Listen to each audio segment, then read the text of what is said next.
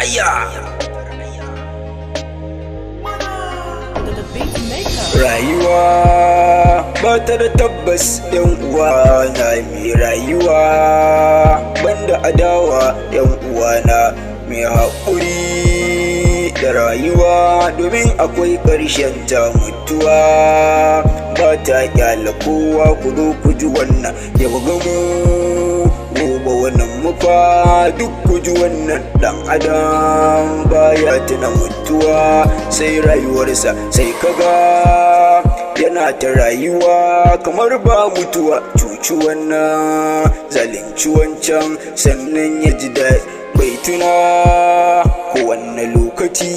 zai iya mutuwa faruwansa duniya ce kawai a gabansa sai mu lura mu gane rayuwa ba ta da tabbas duniya ku sani ba matabbata ce ba a gunmu shuka kairi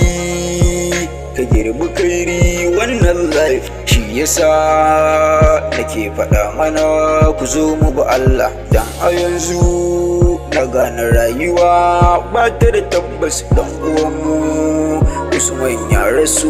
ya tafi kenan rabbi Allah ka jaddada rahama a gare shi da dukkanin musulmin duniya Allah ya jiƙa mu dan uwa maza da mata kuma ɗauki zumunci karkaga dan uwanka ka bar shi ka kyale taimake shi kai ma rabbi Allah ya gafarta mu ni ataka na yi faɗakarwa a gare mu jalla rabbi